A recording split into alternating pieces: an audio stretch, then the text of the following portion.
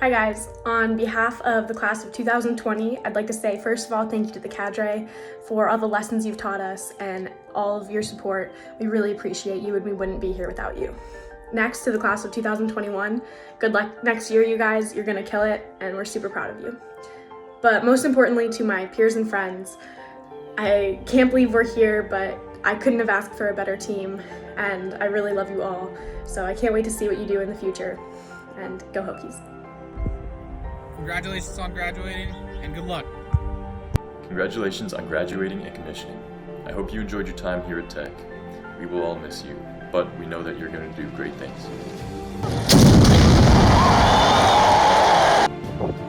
2020, what a crazy year. Virtual classrooms, virtual graduations, virtual everything. So this is my virtual congratulations to all the commissionees of 2020. First, I'd like to say that it's been an honor and a privilege to be part of your journey. Second, I'd wish you luck, but there's no such thing as luck. Luck is when hard work and preparation meets opportunity. So what I'll leave you with is work hard, prepare, and seize the opportunity. Army strong. Thank you to class of 2020 for all your hard work and mentorship. Thank you for all the friendship and memories. Congratulations on graduating and commissioning, and good luck to all of you going out to serve. Go Hokies. Congratulations. Thank you for your future service. I wish you success and happiness in everything that you do. Stay strong and stay motivated. Congrats to the class of 2020 on graduating and commissioning. I know you guys will do great things.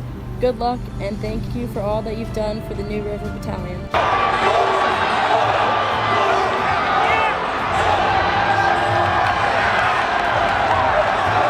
Hey everyone, just wanted to say congratulations. All of your hard work has finally paid off and you're getting commissioned. Good luck. Thank you to all the seniors who have helped me grow to be a better person and a better leader. Thank you. Congrats to all graduating seniors and commissioning as well. Thank you for all the knowledge you passed on to us, and good luck in your careers.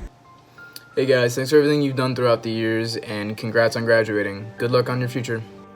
Words are not enough to describe all that the class of 2020 did for us. Thank you very much, and well done. Congratulations, and we hope to see you on the other side. Patterson to the end zone, drives his way in. Virginia Tech has won it in 6 overtimes.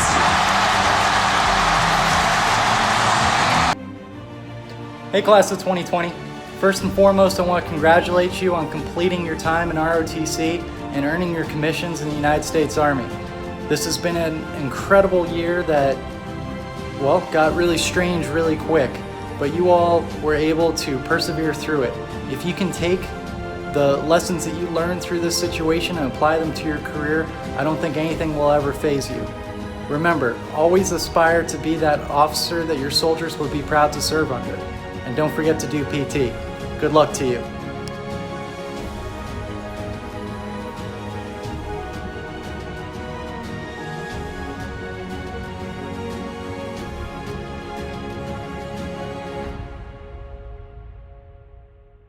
Good morning, ladies and gentlemen.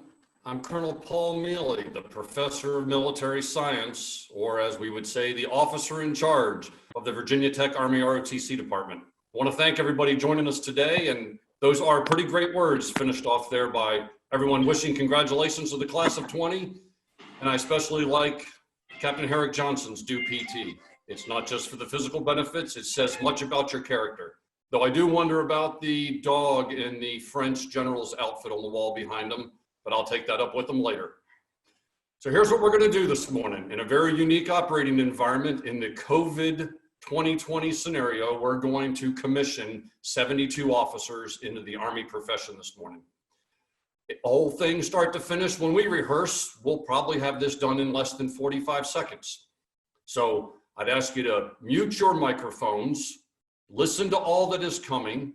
I will ask you within your abilities to stand and rise a few times through it for both the national anthem, an invocation and a benediction, and then the swearing of the oath and the Army song. Please join us in standing as you're able when we do those things.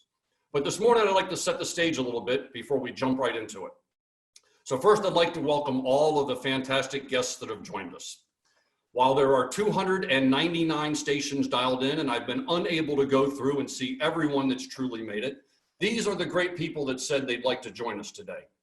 First, from right here leading our institution, Virginia Tech, President Sands was to join us this morning, and I hope he's out there. I appreciate the leadership and what he has shown and modeled for us, as this university has done very well at over-communicating, being transparent, speaking of what they know and don't know, and leading us through these uncertain times. It has certainly been a model for our Army ROTC department here. Thank you, President Sands, for all your support, and you and your staff, and continued luck as we navigate these challenging times. We've also got the Dean of the College of Liberal Arts and Human Sciences on this morning, Dean Laura Belmonte. She is the organization, the college, if you will, that houses the Military Science Department, of which ROTC resides and bestows 26 credit hours on your graduating seniors.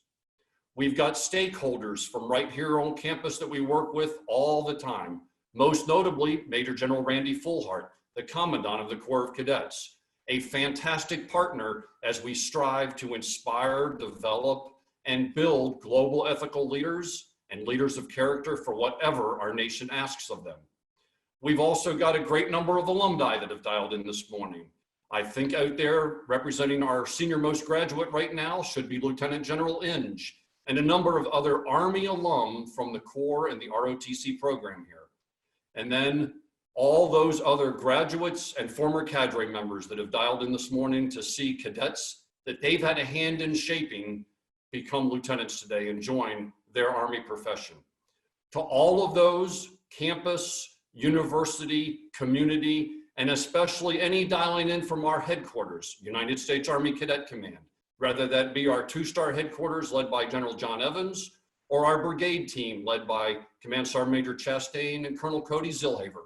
Thank you all for joining us today, and thank you all for all you've done to help us build these great future lieutenants.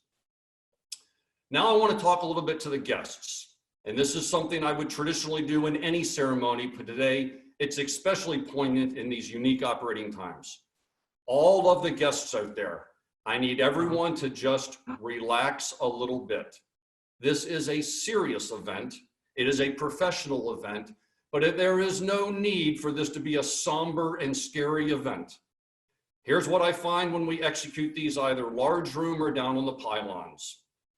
Cadets know what's going on. They throw something at their loved ones at the very last minute, and then loved ones, family, grandparents, aunts, uncles, children, mom, dad, who have had no time to rehearse, are not used to being in front of a large group of people, are told at the last second, you're going to recite an oath. I'm not going to give it to you to remember, just make it up. You're going to pin bars on my shoulders, and you're going to be in front of a bunch of other people. So while it is serious, folks, I'm asking for everybody to relax. It's about these lieutenants today. Here's the truth of it. I've already signed the paperwork. They're going to take an oath. Nothing else we do can mess this up. I promise you at the end of this, they will be commissioned officers. They will have a career in front of them, and eventually they will start drawing a paycheck. So family and loved ones, let's make it a special, non-stressful, relaxed day to celebrate these future officers joining the Army profession. I'd be remiss if I didn't at least acknowledge these unique circumstances we're in. This is not how any of us saw us doing commissioning this year. As Miss America, the 2018 Virginia Tech alum, said during commencement last night, this year has proved life is not linear. We signed in August, you signed into the Corps barracks 4 years ago, and you thought certainly my path is linear. I shall end up on the pylons, pinning rank like all those before me. Not so. So I want us to recognize this is different, but I still don't want it to be somber. This is not the worst wartime conditions we've ever commissioned officers into. This is not the worst national or worldwide pandemic we've ever commissioned officers into. And while we are distributed, and it is not as we wished to have, and we will have empathy, and we will maintain perspective, and we will mourn when necessary, just as you will do in your careers, I'm asking us to all recognize you're still entering the Army profession today. You're still going to be officers serving soldiers, the honor is still just as great. So look at it as an opportunity to practice, to build resilience, as Miss America talked about. The class of 2020 is already overcoming challenges. You've already done critical thinking. You've already been agile and adaptive, two of our Army's most desired traits. And you're going to continue to show resilience, you and your families, for whatever comes our way. So, no one think I am making light of the situation our nation is in right now. That is where we have empathy and perspective and recognize there are many people suffering. But let's recognize today, you have still, after 4 or 5 years, you have attained the goal. And perhaps it's even more special to you standing amongst your loved ones, distributed across the nation, right in your own backyards, living rooms, great rooms, dens, and driveways, places you've grown up and called home for years. I think that's pretty special. What I'd like to do in these is also thank all of those family members out there. I'm thanking you for shepherding these great students, cadets, soon to be lieutenants to this point. About 4 or 5 years ago, these cadets and just under 1 million of their peers transitioned from high school into higher education. 1 million. Fewer than 10,000 of them signed up for Army ROTC. You're responsible for them signing up. Something told them, I want to pursue more than just an academic degree. I want more than the normal college experience. And so they signed up for a senior military college, the Corps of Cadets, and Army ROTC. That is not the normal path that high school seniors take, judging from the numbers of 10,000 out of 1 million. When you throw in the other ROTCs and then that goes to the service academies, it's still a pretty special and small crowd. So whoever out there, grandma, grandpa, mom, dad, aunt, uncle, coach, academic advisor, teacher, whoever's in today sharing in this special moment, hear my voice. Thank you. Your nation will be stronger with these officers serving soldiers, thanks to your shepherding them so many years ago and keeping them on track today. Lastly, let me tell you about what's coming up. In a moment, I'm going to ask you to stand for the national anthem. Remain standing for the invocation given by one of our own cadets, Bill Freshy. And then you're going to see a 6-minute video that features several of our Army's senior leaders.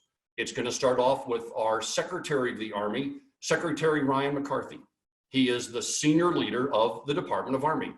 You're then going to hear from our Chief of Staff of the Army, General McConville. He is the senior uniformed member that leads the Army. Then you're going to hear from our Training and Doctrine Commander, General Funk. That is the 4-star organization which oversees the training and doctrine of which Cadet Command falls under. And then you're going to hear from Major General John Evans. That is the Cadet Command 2-star General at Fort Knox, Kentucky. After that, I'll be back with you and we'll roll into the rest of the ceremony. So everybody take a breath.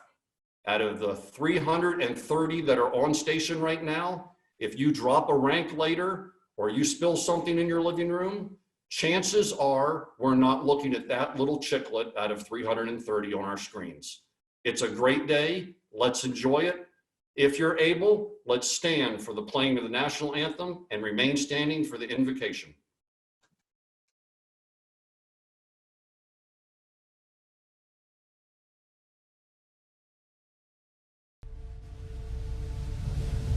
Oh, say, can you see by the dawn's early light what so proudly we hail at the twilight's last gleaming, whose broad stripes and bright stars through the perilous fight, o'er the ramparts we watched, were so gallantly streaming.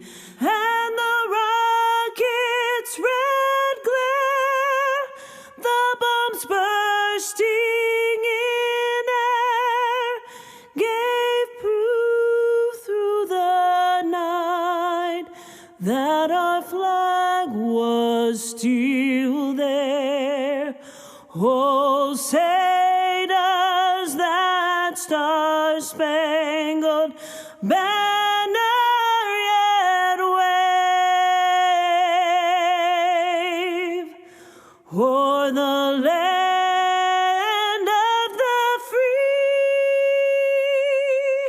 and the home of the brave.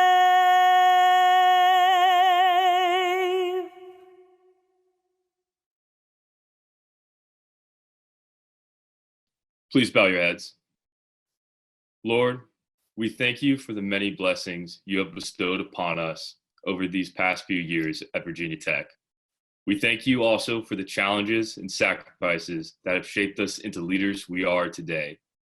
Let us not worry about the future and what it may hold, but instead seek to lead a life of brotherhood, honor, leadership, loyalty, service, sacrifice, duty, and utprosum. Give us the strength and courage to follow our paths and choose the route less traveled. You, Lord, control the rest. I praise you because I am right where I am supposed to be. Amen.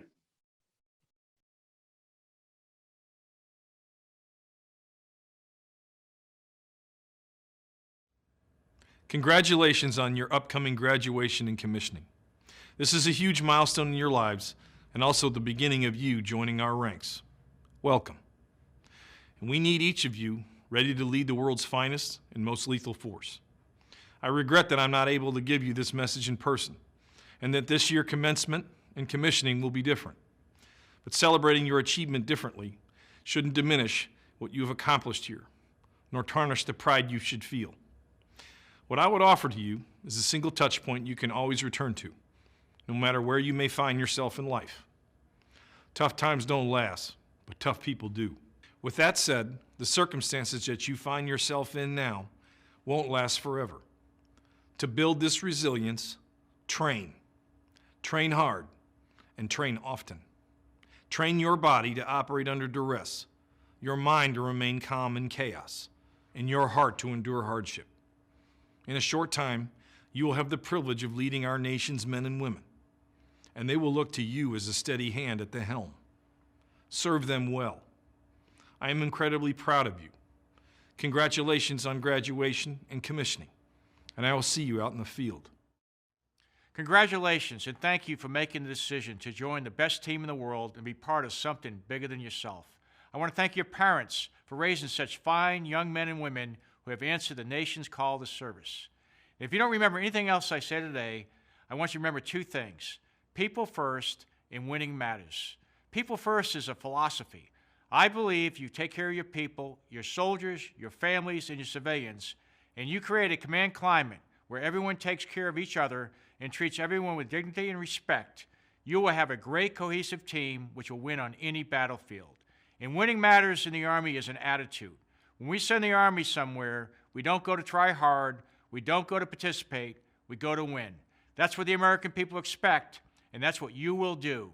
And that's why winning matters. We are very proud of you. Stay healthy, stay safe, people first, winning matters, and we remain Army strong. My name is Funk, and I'm an American soldier. Commissioned as an armor officer through Montana State University ROTC in 1982, go Bobcats. I'm honored to be the 17th Commanding General of the United States Army's Training and Doctrine Command, and the pursuit of victory starts here. What a great day to be a soldier. These young men and women in the audience today are the latest products of a century-old tradition of service to the nation. Let me join the chorus of voices offering congratulations to you and your loved ones. Addressing such a talented group of future leaders is true privilege. Thank you for taking your place in the long and distinguished line of graduates that have answered the call to serve. Welcome to the profession of arms, the most exclusive fraternity or sorority in the world. I always ask two questions of the soldiers and civilians that I meet. Why did you join, and why do you continue to serve? The U.S. Army is the greatest team ever assembled. Teamwork is why I joined the Army. This is America's Army. We all learn and grow together, and we are soldiers for life. I continue to serve because of the people. The Army is a people business, and the Army is not just about people, it is people. One of the fundamentals I have learned in over 40 years of service is this: high standards, positive outlook, and excellence are contagious. Whatever comes your way, remain calm in the storm and never waver. You're a leader now. Your soldiers are watching. It is your leadership that will help us accomplish our mission in the face of COVID-19 or any future adversary. I have no doubt that you will lead our nation through the challenges of the 21st century. You should feel privileged to wear the cloth of our great nation, the jersey of America's fighting team. Leave that jersey in a better place every day. Good luck to you all in your future endeavors. Godspeed, and may God bless these young leaders and our great nation. As I said when I started, my name is Funk, and I'm an American soldier. Thank you. Have a great day. Hello, and let me be among the first to congratulate you on this incredible day. I'm certain that this day is much different than the way you envisioned it, and I apologize that you can't be in a large audience among your friends and additional family members, but it makes it no less important. And I want to make sure that you understand that what you have undertaken, what you have achieved, is going to be important for our nation. You are going to swear an oath to the Constitution and the people that stand behind that, to do your duty, to protect our nation against all enemies, foreign and domestic. And right now, we face an unseen enemy. That's why we are conducting your commissioning ceremony in this way. But I know that you're up to the task. I know that you will take the training we've given you and that you will perform your duties thoughtfully and faithfully. I have faith and confidence in you, as do all of our senior Army leaders. And on this day, I want to congratulate you for doing what only 1 out of every 1,000 people in our country ever does, standing up and taking the oath of office to become an officer in the United States military. Congratulations, United States Army, Second Lieutenant. Outstanding. Great words there. I tell you what, let's ad-lib a second. You heard over and over that this is a people profession. So let's talk about some people real quick. First, while we're on a roll, as those transitions I think went smooth from my end, let's thank all the cadre that have pulled this together. There's about 7 or 8 different people right now behind the proverbial green curtain, and they are mashing buttons and opening sounds and starting videos. So to the entire New River Battalion team that's out there right now pulling this off, thank you very much for helping us execute a professional scenario and a professional ceremony in these different times. And then let's go ahead and call out one other person. We talked about the winning spirit. So if you're out there, and I know you are, soon to be Lieutenant Mitchell Braun, go ahead and turn that mute button, because I'm going to have everybody look at you for a second.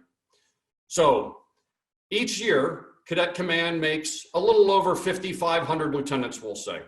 There's a number of metrics that Cadet Command uses to rank order all of these cadets. And you can imagine there are things like physical fitness as measured by a test we take, your academic grades, your evaluations from me, the senior military instructor, all the way down to your assistant professors of military science. You go off to camp and spend 35 to 40 days being evaluated in leadership development. We write report cards on you. A whole number of things inform how Cadet Command rank orders all of these cadets. There is a number 1 cadet. There is a something lower than number 1 cadet. This year, our New River Battalion program was very fortunate to have 2 cadets in the top 10. Cadet Jordan Chittick, a graduate from Radford University, who we commissioned last Friday, was number 9 in the nation, and she commissioned already. This year, in this ceremony, we have Cadet Mitchell Braun. So go ahead and come on up and show everybody yourself there, soon to be Lieutenant Braun, the number 10 cadet out of over 5,500 in the nation, commissioning today into the U.S. Army. Hello, sir. Can you see me? Soon to be Lieutenant, we can see you. Commissioning into the Engineer Corps, Warrenton, Virginia native, got family spread as far west as Oklahoma today. Very glad to have him, number 10 in the country, George C. Marshall Award winner, and tons of other accolades, just like the other fabulous lieutenants we're about to make. But when someone so distinguishes themselves to rise to number 10 in the nation out of over 5,000, I think in a people business, that's worth highlighting. So you can put those little yellow clappy hands up, or you can throw stuff into the chat window and say, hey, great job there, Mitchell Braun. Glad to have you on our team. Thank you. Thanks, Cadet Braun. So what I want to do now, other than recognize that I think it's a run-up between Kimberly Hoffman and Finn Martin in the chat section of who's getting congratulated the most from friends and family as I watch them scroll by. So Finn Martin, Kimberly Hoffman in the running right now for most chat comments. This is where I'd ask you to sit back for a second and let me tell you a little bit about the Army profession. If these young lieutenants to be are anything like me, they perhaps have not explained what they've done and the profession they're about to join as great as we would like them to. I suspect there have been answers like this for 4 years. What do you do in the Army, son? Stuff. Hey, what was that summer camp thing all about? It was hot. What are you going to do in the Army? Stuff. So parents, families, mentors, loved ones, what I want to do is paint the Army picture for you just a second. So let's talk about the Army in the uniformed members that we have. We're just under 1 million folks in uniform. We've got several 100,000 fabulous professionals called Department of Army civilians. But what I want to focus on are our uniformed members, those that these lieutenants are about to join. Let's say we're just under 1 million folks, not a very big team. About half of that is on what we call active duty. Those are folks like me. I have gotten up every morning and never worried about matching my shoes to my belt to my tie. I have gone to work each day in uniform. I have performed what has been on the training calendar, and I have served Monday through Sunday in uniform as an active duty Army soldier. We've got about another 500,000 folks that are in the reserve component. You know these as National Guardsmen and Army reservists. They are soldiers 24/7. They are always in the Army profession, but unless they're independently wealthy, many of them and most of them have a second career. This is something that they do on the 9 to 5. They're called up to serve. Cadet Braun, you can go ahead and relax. You can mute, you can sit down, you can relax. We're not focusing on you anymore, but I do think Kimberly Hoffman is pulling ahead based from the chats. There you go. These National Guard and reservists, always soldiers, have a second career. Now, they're paid to serve just a few weeks in the summer, 1 weekend a month, and when called upon by their nation or state to serve community. Now, the reality is your soldiers today, commissioning into the reserve or National Guard, are going to serve a lot more than that. And we've tried to prepare them for that. Regardless of where we serve, we're always soldiers. We have one thing that binds the Army profession. We sort of call it the bedrock of the Army profession, and that is trust. T-R-U-S-T, trust. We say it is the bedrock of the Army profession.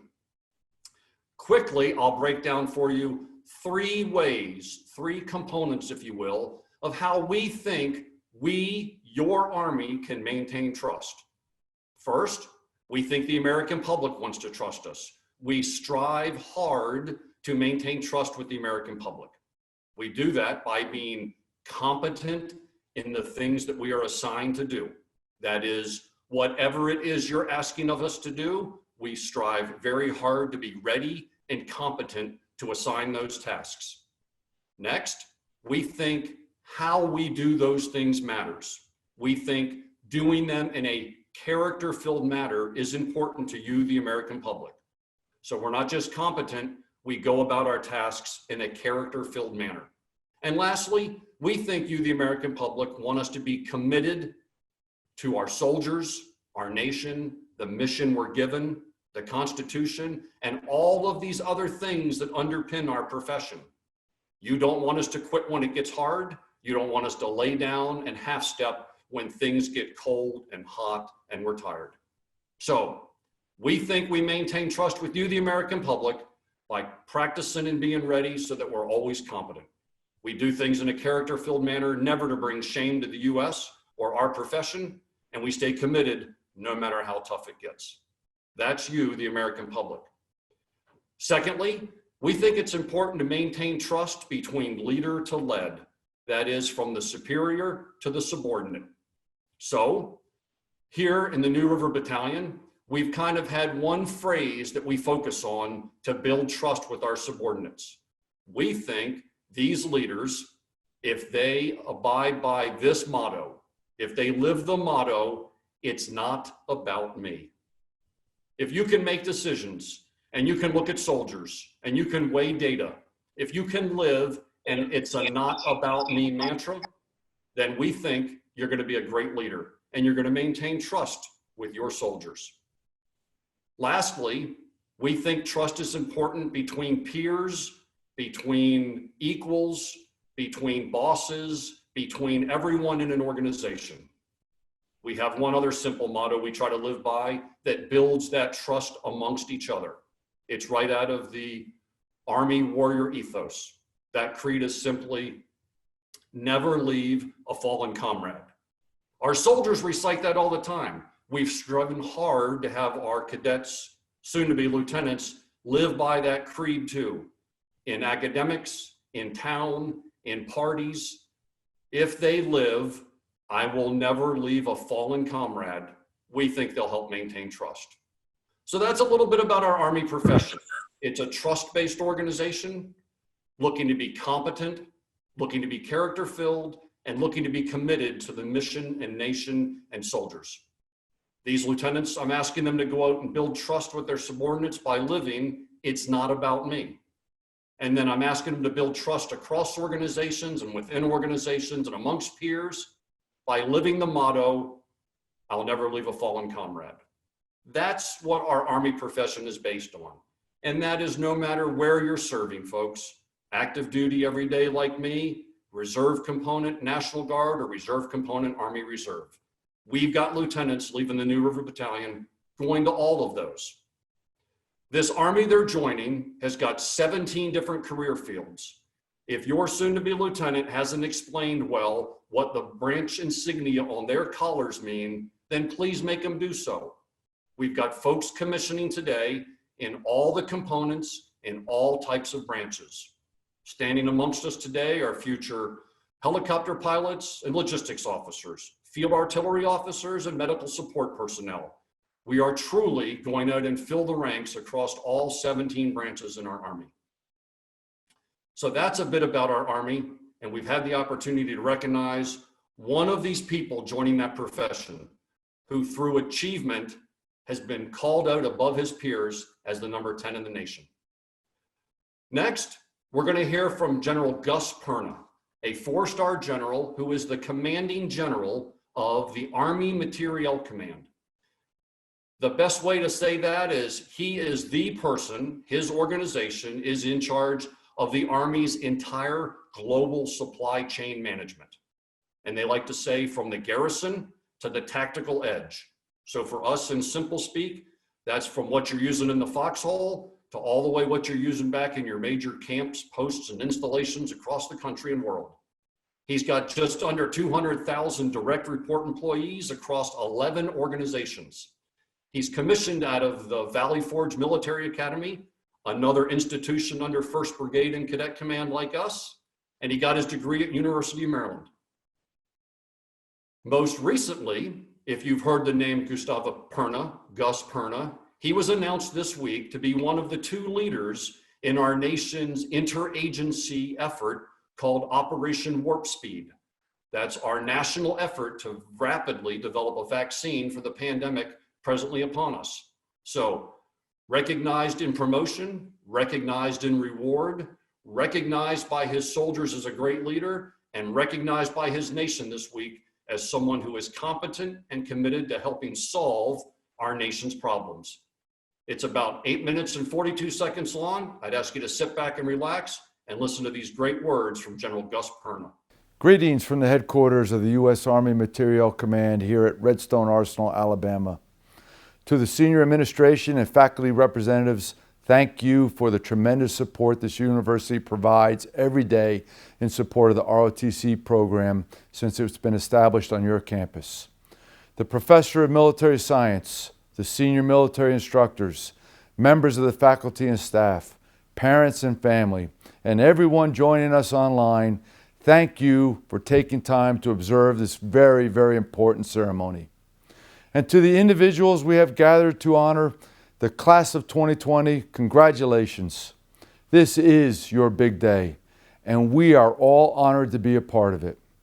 Figuring out how to press ahead with the ceremony while safeguarding the health of our personnel and maintaining force readiness is another testament to the leadership skills that you have learned during your time here at the university.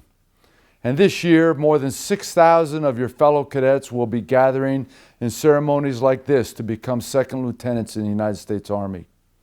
It is truly a special day, and that reminds me of something Mark Twain once said.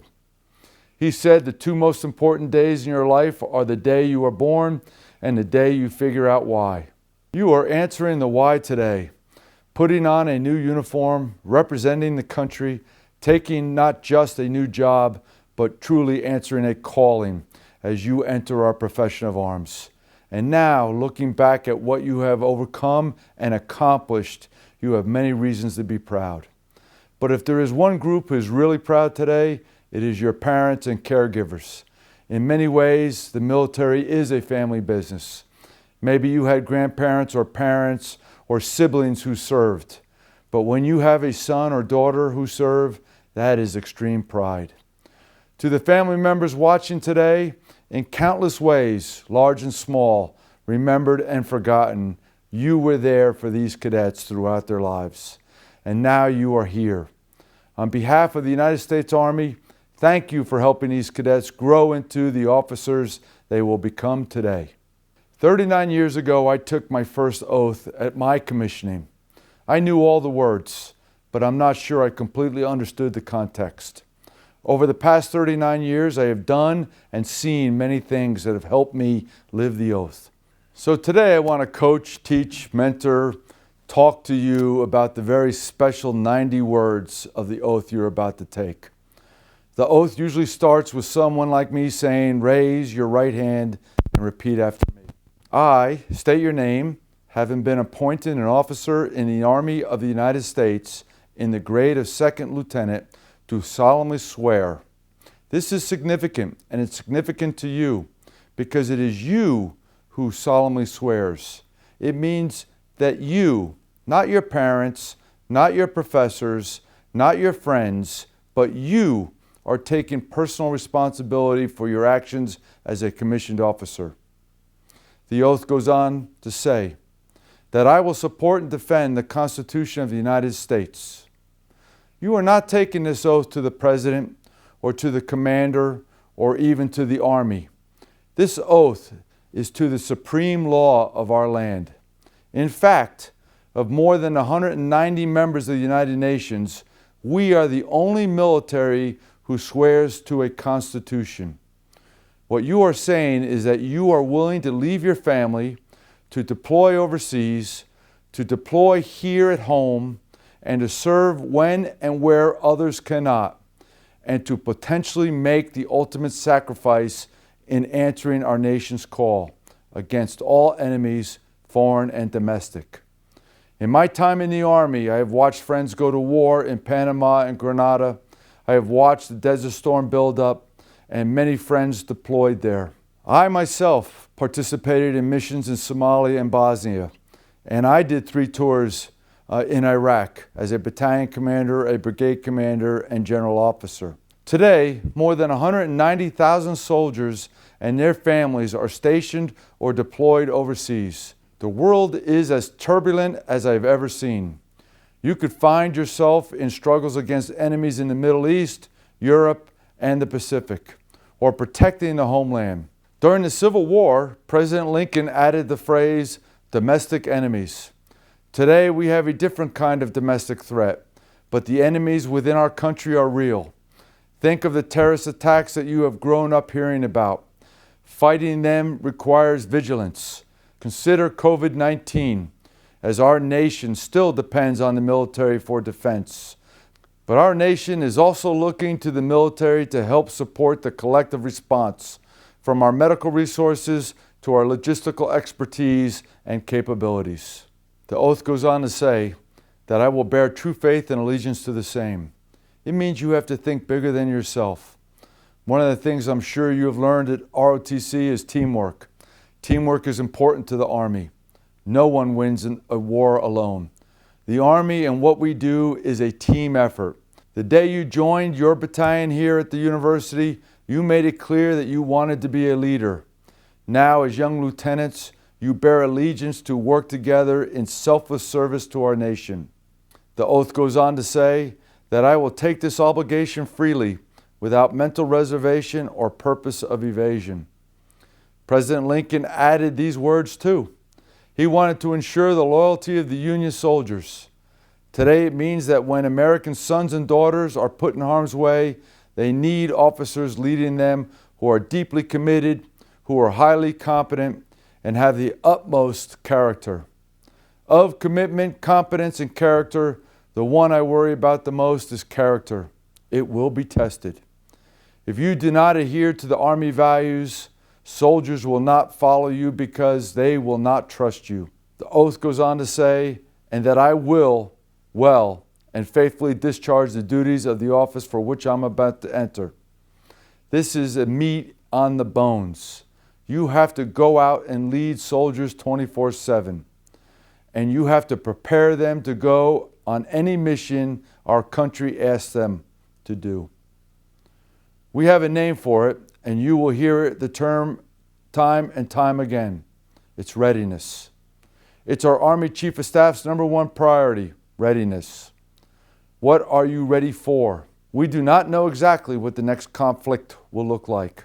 But whether we are fighting an army, a terrorist group, or a virus, as our newest junior officers, it is your job to make your formations ready for what our Army and our nation require. The oath concludes with, so help me God. Whatever your faith is, there are moral implications. There is no stronger commitment than knowing right from wrong. That is the oath. It is so important that the first law that the first Congress ever passed in 1789 was to establish an oath for government officials. The wording has changed, but the meaning is the same today. One last thing I ask you to always remember, that the purpose of this profession, our profession of arms, it is not about yourself. It is not about awards, badges, or personal prestige. The purpose of our profession is about service. Whether you serve 4 years or 40 years, whether it is spent on active duty or serving in the Reserve or National Guard, it is about service. The U.S. Army ROTC has given you the tools and the discipline needed to serve and serve well, as it gave thousands of others before you. This is a great Army you're about to join. I look forward to serving in it with you. Congratulations, Army Strong. Folks, Colonel Mealy back here again. We've got our team looking at throwing out whoever's jumping in right now and trying to mess up what is still a fabulous ceremony. I think General Perna's words, and I'm going to stop for a second, you should have me on screen. So if Captain McBride and folks would let me know that what I'm showing is some other picture that probably should be moved out if able. There we go. And I've got someone trying to take my camera. Okay. General Perna's words, pretty great. And I think Wage, Hoffman, and now I see Ali moving up fast in all of the comments. When I came in, Desert Storm was ongoing. I watched Desert Storm from my apartment in Terrace View in Blacksburg, and I felt erroneously, I guess I've missed my time to serve. 30 years of service have shown me how wrong I was. So as General Perna talked about readiness, I remind you, you must be ready to serve tonight. There are challenges in front of you, opportunities and hard times and places you can't even say yet. So get ready. Before we execute the oath, which we're going to do next, I often speak of this just before I do my individual commissionings, and it's right in line with what General Pern is talking about, the oath. I'd like to put two finer points on it. One is we speak of it as the oath of unlimited liability. That is, there are no caveats, there are no what ifs, there are no if it gets tough. This oath that these cadets are about to take is one of unlimited liability. It means in those 90 words, they are making clear that they, if required, would give their life in service to their nation and their soldiers. There are no escape clauses. And that is a pretty somber and pretty serious thing. So I'd ask us to all recognize it is the oath of unlimited liability. But here's what they're taking as a leader, and this is my finer point. All soldiers take an oath. All soldiers understand they may need to give their life.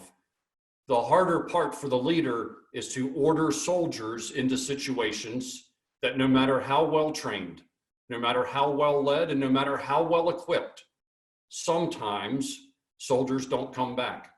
And that's the tough job of a leader, even when they're not going on the operation. So the responsibility and authority these leaders are about to have is very real. They may, in the execution of their legitimate and legal duties, order other soldiers into situations knowing that possibly not all of them will come back. That is a tremendous responsibility. It's why we take their training for 4 years very serious. And it's why only those here today are those that I'm willing to certify by my signature that they are competent junior leaders, they are persons of great character, and they are committed to their teammates and our nation. And that's how these 72 folks have come to stand in front of these flags today. So if the soon-to-be lieutenants would move to the front of their American flag, if all others within your physical capabilities would rise for this oath, we are now about to execute the oath that General Perna spoke of.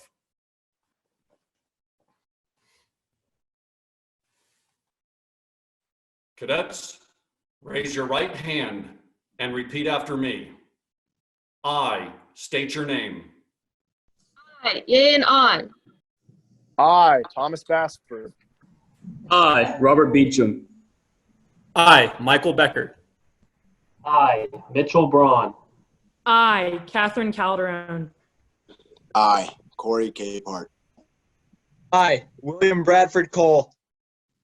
I, Kyle Davis. I, Jacob Decker. I, William Deffett. I, Megan Dennis. I, James Erdley. I, Chase Fletcher. I, Carson Gann. I, Stephen Gedra. I, Charles Gibbon. I, Izzy Goshinsky. I, Brandon Grimaldi. I, Abdulrahman Hamad. I, Daniel Hamill. I, Nathaniel Haskins. I, Louis Anthony Hatcher. I, Adam Heil. I, Kimberly Hoffman. I, Benjamin Hughes. I, Michael Zian Johnson. I, Benjamin Jones. I, Seok Min Kim. I, Alexander Coyle. I, Junhyuk Kwon. I, Joseph LaBianca. I, Christopher Lee. I, William Lehman. I, Nathan Lewis. I, Stephen Lawford. I, Joseph Martin. I, Peter Maxey. I, Alex McDonald. I, Logan Miller. I, Ross Milner. I, Jessica Mingo. I, Stephen Morellis. I, Tyler Mex. I, Jessica Muzo. I, James Myers. I, Neil Nelson. I, Meredith Oakes. I, John Matthew Owens. I, Trevor Patterson. I, Jacob Pilkins. I, Jacob Poudrier. I, Nicholas Racine. I, Serafina Ramallo. I, Mackenzie Morris Remsen. I, Peter Rhodes. I, Luis Rodriguez. I, Nicholas Schaefer. I, Timothy Shively. I, Jacob Stebline. I, Christopher Stock. I, Heath Sullivan. I, Don Van Hook. I, Will Vidovich. I, Gregory Wojtek. I, Christopher Volk. I, Mark Wage. I, Michael Winters. I, Aaron Wolf. I, Kevin Yang. I, Charles Young. I, Chloe Young.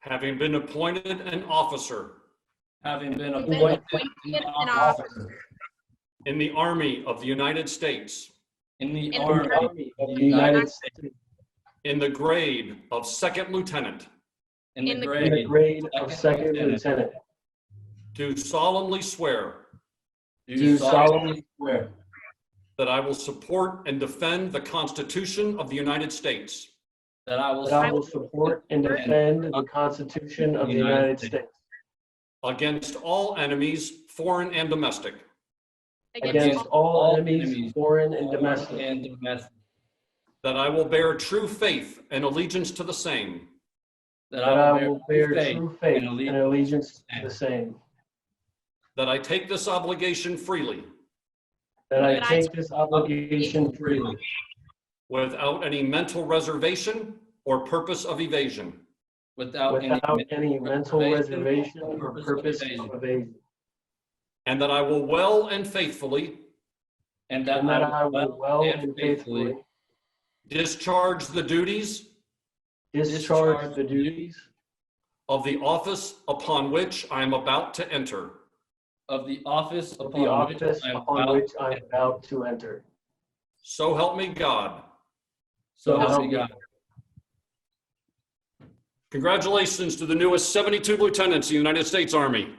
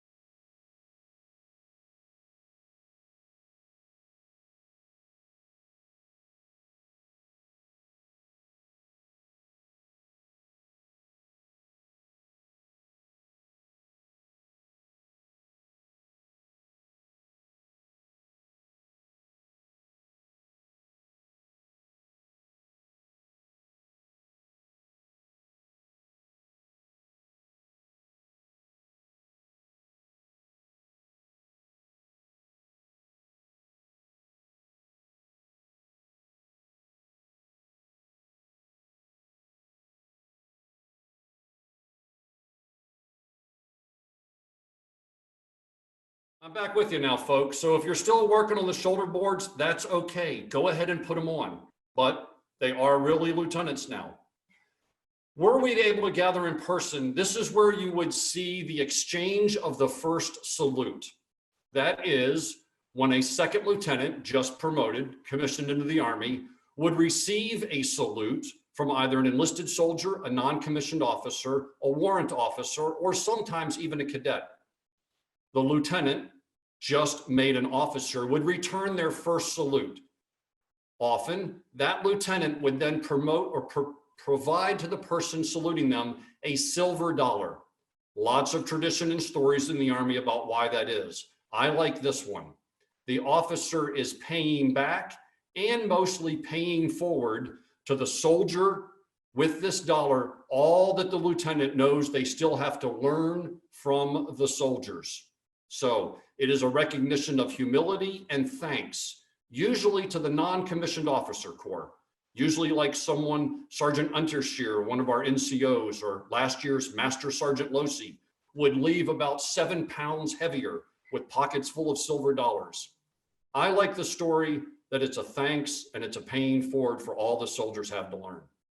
So we are deferring that salute. These lieutenants may do it whenever and however they wish, when they can be near those they wish to honor with the silver dollar. So folks, we're getting very near the end.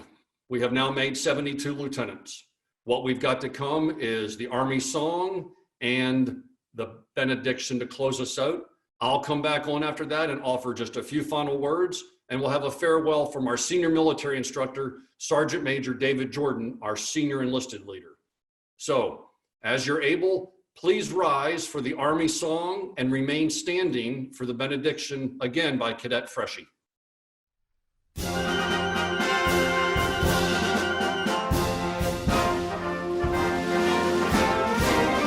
March along, sing a song with the army of the free. Count the brave, count the true, who have fought to victory. We're the army and proud of our name. We're the army and proudly proclaim. First to fight for the right and to build the nation's might, and the army goes rolling along. Proud of all we have done, fighting till the battle's won, and the army goes rolling along. And it's high, high, hey, the army's on its way. Count off the cages loud and strong. For wherever we go, you will always know that the army goes rolling along. Please bow your heads. Lord, we are so blessed. Let us never forget this moment, but also give us the wisdom to see our failures as well as our successes. Let us never forget who we are, learners, leaders, and Hokies. Keep alive the desire to be challenged and to learn. Let us never be satisfied with ourselves, but always seek to improve. You have destined each of us for greatness. May we never settle for anything less. God bless these new officers. God bless Virginia Tech, and God bless the United States of America. Amen. Let's close us out by getting some words from Sergeant Major Dave Jordan, our senior military instructor. Sergeant Major, over to you. Thank you, sir. Hey, congratulations, lieutenants. You are now part of the Army profession. Keep yourself physically fit, and mentally strong. You are a leader in charge with leading the sons and daughters of America.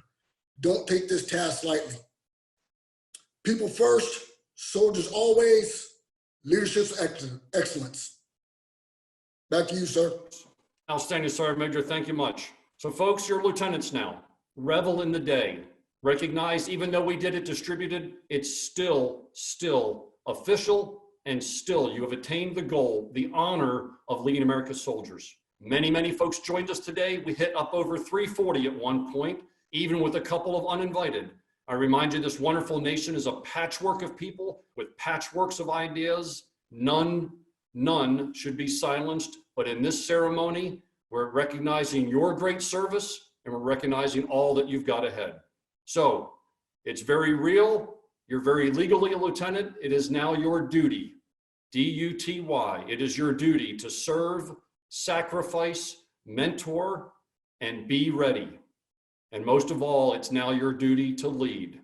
And I think if you go out with grit, humility, and you live the "it's not about me" motto, I think there's great things ahead for you and for your soldiers.